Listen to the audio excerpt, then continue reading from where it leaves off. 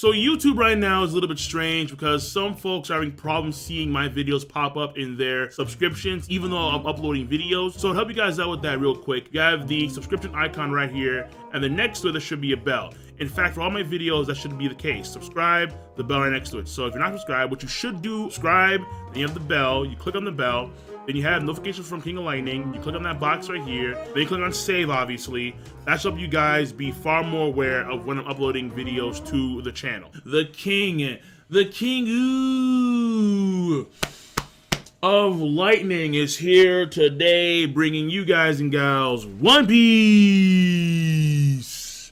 Whoa. Ew, the One Piece War, chapter 857 review, not live reaction review. The reason why is simple. I was spoiled pretty big when it came to the chapter, and when you're spoiled massively, like there's no sense of doing a live reaction when you're reacting to something that you already know is going to occur. So I was spoiled pretty big. It wasn't my brother this time, no. But I was spoiled pretty big, and I was like, you know what? No, there's no way I can do a live reaction. It makes no sense. So we're gonna do a review. And then next week, everything should be a-okay for a live reaction. All right, everything should be, okay? Should be. Let's focus with the review because there's a lot to talk about here. We have some pretty big stuff going on for the story. When it comes to the arc itself, we have characterization mainly for Capone. We knew that this guy wasn't gonna be completely subservient to Big Mom way back when. And the fact that we saw this guy do what he did to Peckham's. And then on top of that, we have shadowy figures taking out certain Big Mom targets like Bobbin, who was chasing down Sanji.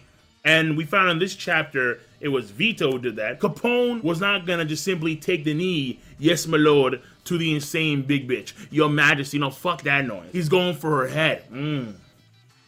Now, first and foremost, when it comes to the pacing / chapter structure, you have essentially one part. It's the Strat crew plus Jinbei talking about what they're going to be doing when it comes to causing chaos at the tea party at 10 a.m. tomorrow. They do so via like a mirror shard that is found in the area because Nami had a mirror when she was on top of that King Baumdu, whatever he's called, like the dead homie boss guy. So they use the mirror shard to just talk to each other. They can't see each other. They can't go through the mirrors, but because of the shard, they can at least communicate. And so you have Sanji and Luffy on one end, then you have the rest of the Strat crew on the other end. And they talk about how they believe that Sanji's fine. Nami's like, for all the fear that you caused me, Sanji, I'm not going to forgive you, but we'll put it to the side for now because I want to get you back with the Strat crew. And then Sanji's like, oh, you want to marry me now? And then so that kind of stuff. Essentially, that is the pacing and the chapter structure. It's one part through and through, just dialogue, mainly between the Strat crew plus Jinbei, between the mirror world and then the physical world. Next is the story progression here. This is big, obviously, for the arc itself. What it means for the future of the series, I wouldn't go as far as to say that Capone would be an ally for like the final war. I don't see that happening. But he will be an ally in this case. The enemy of my enemy is my friend. So the main enemy here, of course, is the insane big bitch, Big Ooh, Mom Ooh, and her sick and warped twisted kids, and the rest of the Big Mom pirates. And on top of that, it's also going to be other folks that she invited across the world. And that includes these underground emperors. I'm assuming that Flamingo was one of them, because I'm forgetting what like the Joker moniker meant in the underground world. Like he was the head of the underground world, or he was the head of weapons in the underground world. So that's the first part of the story progression here. These underground emperors also join the wedding ceremony. The second part here is finding out that Capone, he is targeting Big Mom's head specifically. As this whole wedding ceremony is going down, the Vinsmokes are going to be there. Of course, there will be chaos there when the Vinsmokes are attacked, or maybe even like before they're attacked. And since Capone has now attained a certain standing amongst the Big Mom crew, which I'll get to real soon, he is now head of security. So he's going to take this chance to specifically target Big Mom. Now, will he succeed? Maybe. No. No. If Big Mom actually like died, lost to Capone in that fashion,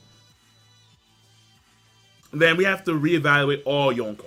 All right, not just her, all Yonko, because that would be wow, that would be massively disappointing.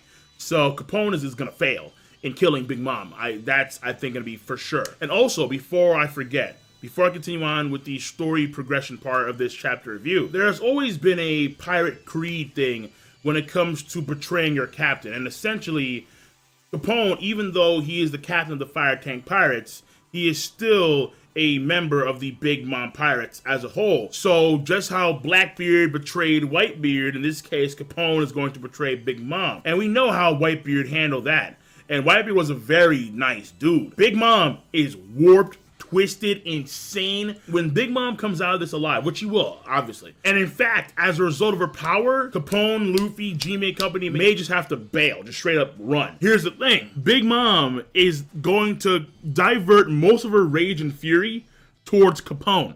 Oh, definitely, man. So I just wanted to make that parallel there, where when you look at Capone now, he seems to be doing what Blackbeard did to Whitebeard. So moving on for story, we also have apparently Jinbei set up already, the meeting between Luffy and Capone to team up together to take on Big Mom. Now understand that it's just the meeting. They haven't actually teamed up yet, right? That's not happened yet. That probably will happen, because even Luffy's like, oh, you know what, Jinbei, you may be onto something. Sanji was worried about it. Apparently, Jinbei and Nami voted in favor of it. Carrot, Brook, Pedro, and Chopper are like, no, hell no. But it's happening, because the captain says, yeah, let's do it, let's go. So let's talk to Capone, and then Capone and the Fire Tank Pirates, we see Vito, we see Gotti, or Giddy, whatever his name is, the one guy that married the girl that looks like Lola. And then we have other cats as well among the Fire Tank Pirates who seem to be higher up there, obviously, because they're next to Capone, chilling on some fancy couch. They're there too. So basically, the Fire Tank Pirates, they're waiting. And that is the story progression. Finally, we have ourselves the characterization, character development. There is no character development in this chapter. The clear main meat comes with Capone. Now, we find out a few things about Capone from Jinbei, which, to me, I thought it's fine, but I would prefer to have this come out from Capone's mouth, like him going over his own history, or like maybe a flashback at some point. So I did see it as a shame that we're getting so much characterization for Capone from Jinbei, but at the same time, he's not as prominent as guys like Law, Kid, I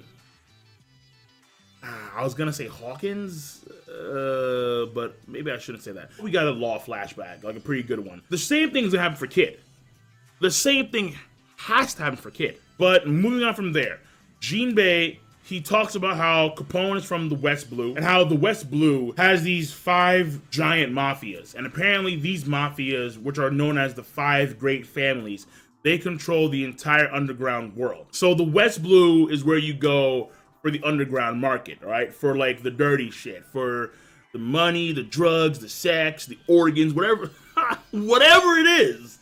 The West Blue is where you go, apparently. And Capone is actually one of the heads of these families. Capone was like a massive loose cannon. He would target the heads of families and cut their heads off. He would specifically go for the heads of families.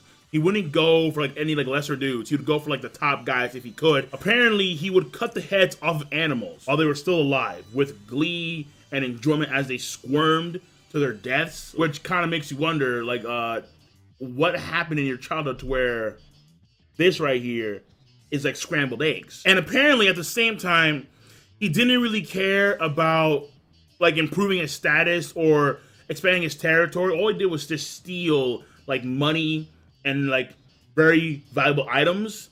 And he's always had people that want revenge on him chasing him. But he even enjoyed that. He enjoyed the chaos. The dude is like, he's an agent of chaos. Upset the established order, and everything becomes chaos.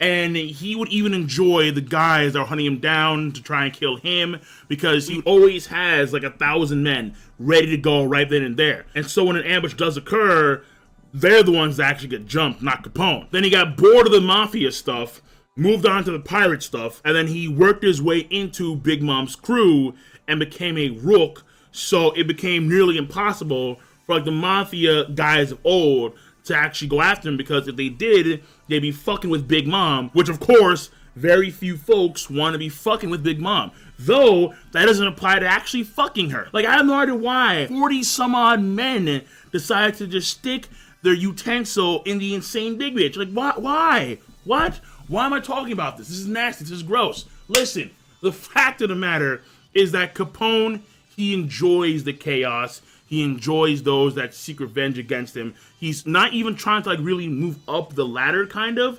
Because again, when it came to like his old hometown areas in the West Blue, he didn't seek territory, he didn't seek recognition, he just stole money and items and then just pieced. We need to find out more about Capone's character in order to make a solid judgment on that. So that being said, folks, I am done with the review. When it comes to the overall chapter rating, I'm gonna say it was an okay plus to good chapter. The main thing here is, once again, characterization. Overall, simple, straightforward. So that being said, once again, the chapter rating is going to be an okay plus to good. I'm done. So King of Lightning, rate the video, comment, and subscribe as always. I will see you cats later for more One Piece content as always. Peace, and have a nice goddamn day.